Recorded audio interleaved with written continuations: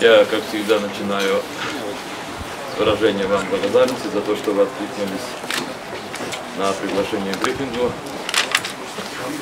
Как вы знаете, сегодня Верховная Рада Автономной Республики Крым приняла постановление, которым объявила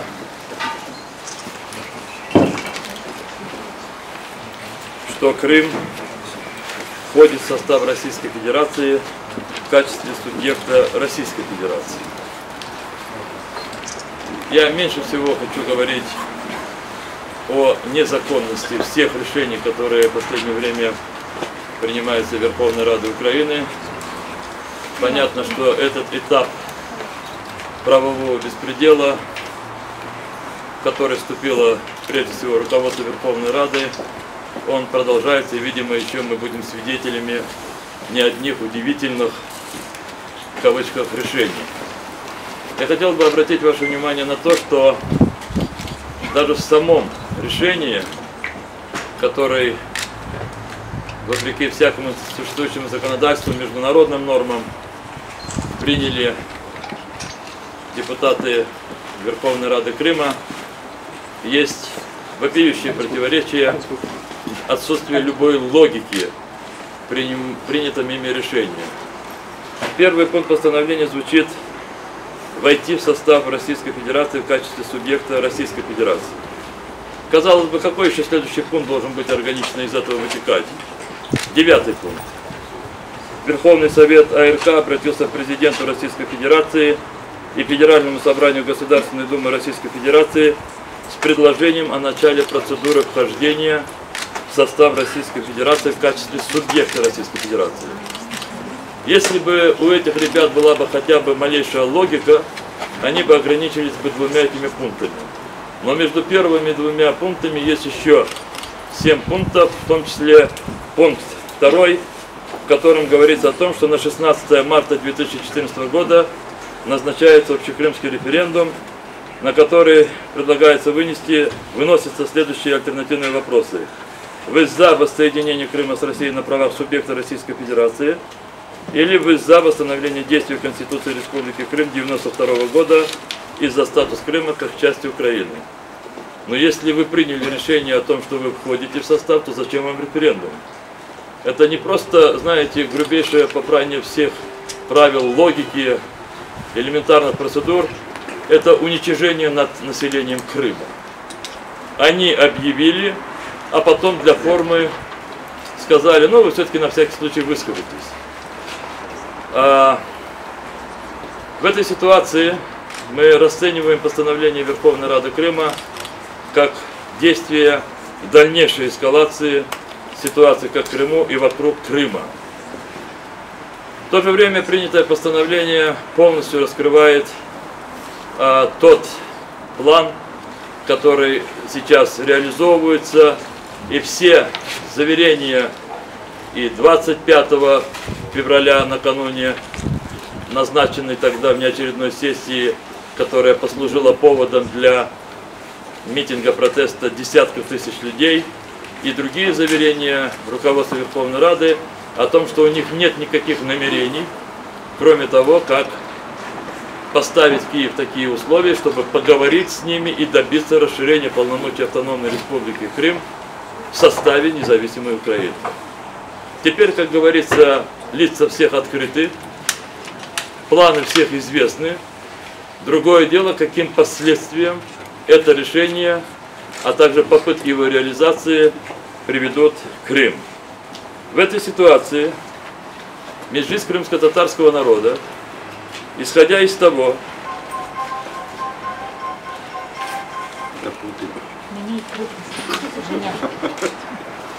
нет, это был не Путин. Там было написано аноним. В условиях жесточайшего политического кризиса, обусловленного введением в Крым войск Российской Федерации, в Крыму на 16 марта назначено проведение референдума по статусу Автономной Республики Крым. Меджлис крымско-татарского народа выражает решительный протест против попыток проведения так называемого референдума по статусу Крыма.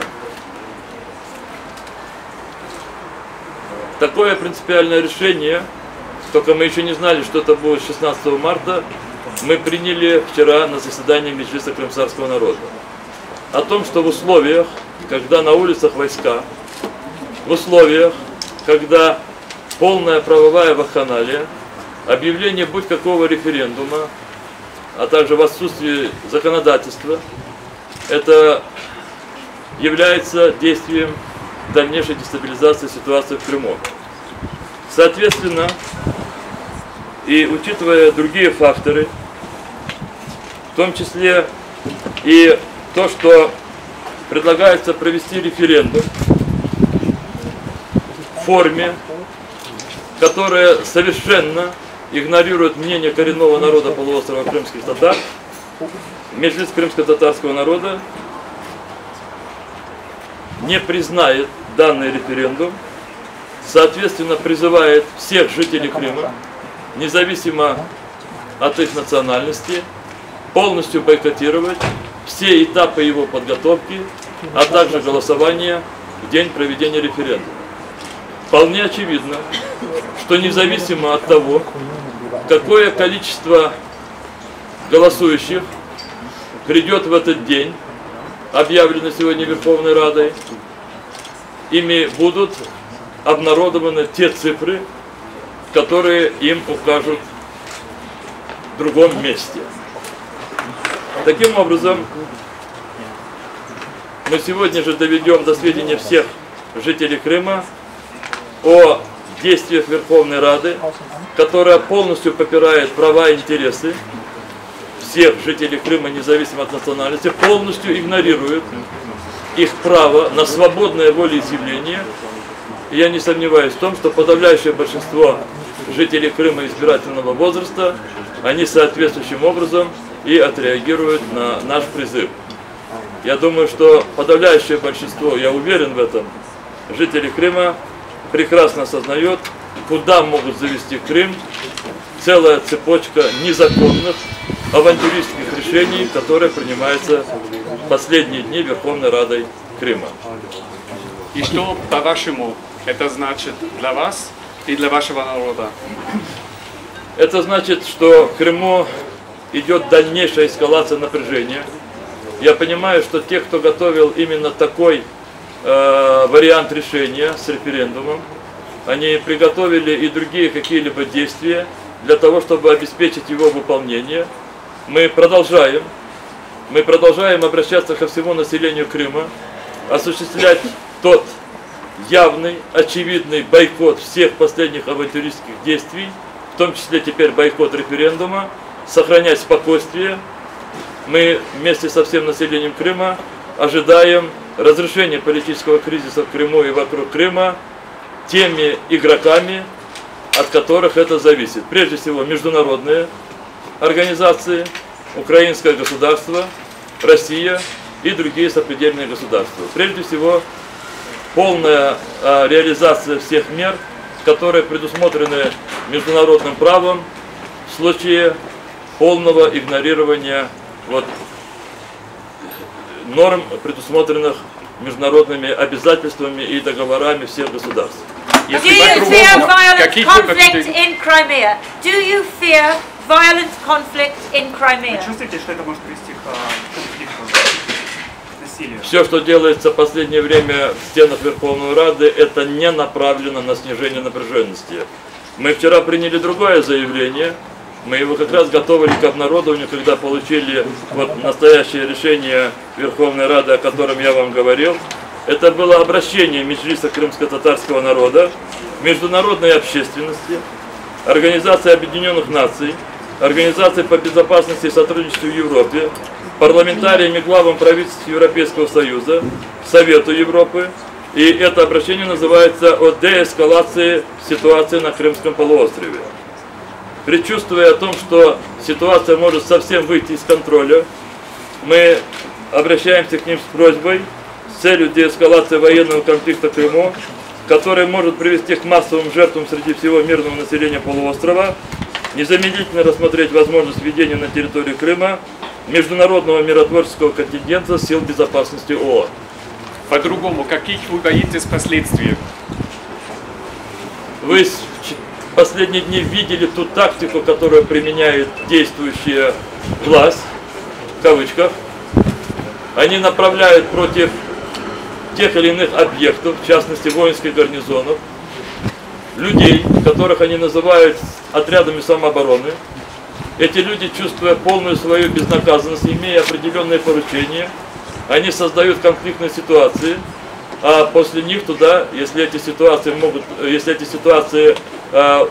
преобразуются в другие формы, туда подтягиваются войска. Мы видим возможность больших провокаций с участием организованных властью так называемых отрядов самообороны.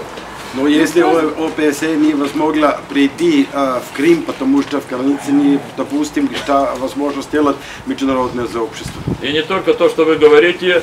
Вчера специальный посланник генерального секретаря ООН, господин Роберт Серри, после серии встреч в Крыму, в том числе и Меджлиса крымско-татарского народа, перед тем, как встретиться с журналистами, возможно ответить в том числе и на ваш вопрос, который больше в полномочиях международных такого высокого уровня чиновников.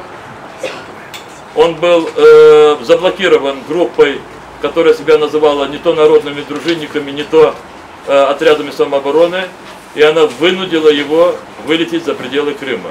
Я думаю, что такого отношения, хотя бы одного факта отношения к специальному посланнику генерального секретаря ООН достаточно для того, чтобы все международные организации сделали окончательный и бесповоротный вывод о сути, природе и возможных планах тех людей, которые сегодня захватили власть в Крыму. What is your message to President Putin? What is your message to President Putin? Какое ваше послание президенту Путину? Наше послание к президенту Путину, как и к главам всех организаций, к которым мы обращаемся, и других стран, остановить сползание Крыма к катастрофе. Can I ask you a question, sir? Are you afraid of what might happen to the Tatar people here if Russia takes over the country finally? Перевод. Вы боитесь, Каких что вы произойдет боитесь с народом, последствий? с татарским народом здесь, если Россия возьмет власть? Конечно, мы боимся за судьбу крымско-татарского народа. Еще люди, десятками тысяч, которые пережили тотальную депортацию в 1944 году. 18 мая этого года будет 70-летие той катастрофы, которая нас постигла. И то, что случилось в 20 столетии, и то, что нас и другие народы не могло тогда спасти международное сообщество, я думаю, что это не должно повториться в 21 столетии. Есть большая опасность спровоцирования людей в Крыму. И не только против крымских татар. Как призываете, много ли народу вас поддержит? Потому что парламент крымский уверен, что за ними большинство. Я не сомневаюсь в том, что референдум будет бойкотирован большей частью избирателей Крыма. Но в то же время, если не будут найдены другие механизмы разрешения этого кризиса, я также не сомневаюсь в том, что результаты, которые будут обнародованы, они будут соответствовать тем планам, которые сегодня уже в головах или в бумагах некоторых есть. Посудите сами. Уже вчера главы местных советов получили указание о том, чтобы они сегодня формировали комиссии. Кстати, при этом для того, чтобы легитимизировать хоть каким-то образом свои незаконные действия, они дали настойчивые рекомендации и указания, чтобы в эти комиссии вошло не менее 30% крымских татар. Чтобы потом сказать о том, что это соответствует воле всех. И второе, исходя из того, что, мол, у них нет доступа к уточненным окончательным спискам, реестрам избирателей, главы местных советов получили указание самим составлять эти списки. Вот я вам уже назвал один и главный источник будущих фальсификаций. Будут составлены списки теми, кто будет контролируем, а эти списки потом никем больше проверяться не смогут. И я еще раз хочу повторить, и вы об этом спрашивали, уже сейчас, когда якобы ищутся, в том числе и теми, кто сейчас сидит в властных кабинетах Крыма, они заявляют же постоянно, что они находятся в процессе диалога, в процессе консультаций со всеми, но они уже сегодня никого не допускают, или вернее допускают в Крым только тех, кого они считают возможным, и уже многие журналисты, они, и включая теперь уже международных представителей, они их выдворяют из Крыма. Если так будет дальше идти эскалация, понятно, что Крым будет закупорен в прямом и переносном смысле, и небольшая группа людей, опираясь на вооруженную силу, будет делать то, что ей представляется здесь необходимым сделать. Как вы считаете, реакция украинского государства по сложившейся ситуации в Крыму известна? И какова их реакция? Но я еще не успел настолько все промониторить, все-таки время и события очень уплотнились. Но понятно, какие будут решения, понятно будут какие заявления, а может быть и судебные какие-то разъяснения, решения, да. Но еще раз хочу повторить о том, что тогда, когда с помощью или исключительно военной силой, а хочу сейчас вам еще раз сказать о том, что и это было сейчас в разъяснении господина Темиргалиева, единственными законными вооружениями на территории Крыма признаются вооруженные силы Российской Федерации. Вы чувствуете вот абсурдность утверждения чиновника, который говорит о том, что на территории одного государства, которого государство, это суть и природа крымской власти. Кроме призыва бойкотировать референдум, что еще вы можете сказать своим соотечественникам? Это то, что мы можем сделать и не только с соотечественником. Я вас уверяю, такого подхода, который я сейчас озвучил от имени Меджлиса крымского народа, такого подхода придерживаются очень многие люди. Они к нам обращаются, и, естественно, мы будем организовывать всех на бойкот. Организовывать мы будем разъяснять, к чему это приведет. Но и потом у многих людей есть десятки своих мотиваций. Они могут быть нам известны, могут быть неизвестны. Ну, скажем, здесь есть очень много жителей Крыма, людей разных национальностей, которые связаны очень тесными, в том числе родственными связями с Украиной. Есть люди, которые здесь начали и хотели развивать свой бизнес. Но очень много других мотиваций, которые, с моей точки зрения, людям позволят сделать правильный выбор и не приходить на этот референдум. Можно уточняющий вопрос по той просьбе по миротворческому контингенту? Сегодня ситуация изменилась, просьба это остается в силе? Я, когда вчера встречался с специальным посланником генерального секретаря, я аргументировал эту позицию тем, что уже сегодня в Крыму в этом есть необходимость, поскольку сегодня в Крыму в десятках мест люди с оружием, с одной стороны, с другой стороны, такие же люди, но только принадлежащие к армии другого государства, с оружием стоят друг против друга. И относительное между ними спокойствие, я говорю относительно, потому что вы можете представить моральный такой тиск, да, давление и на тех, и на других, неважно с какой они стороны стоят. И иногда, а то и уже в последнее время часто, приходится это напряжение снимать или какую-то линию провести женщинам, женам этих военных, детям. Так не может долго продолжаться. И поэтому, с нашей точки зрения, уже сегодня бы такие силы должны были быть, которые бы разделили противоборствующие стороны. А если завтра будут использоваться, так как задумано, отряды самообороны против населения Крыма, то, естественно, когда будут столкновения людей, спровоцированные отрядами самообороны, тем более должны стоять эти разделительные силы. Как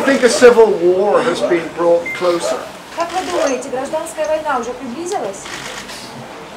Я думаю, что приблизилось обрушение мирового порядка, который держится на силе международных договоров, множественных и двойных, двусторонних договоров. И мир сегодня прежде всего должен думать о том, что подобные ситуации могут и обязательно повторяться на их территориях, если здесь, в Крыму, этому беспределу части международного права не будет поставлен заслон. Спасибо большое. Спасибо вам всем. Спасибо.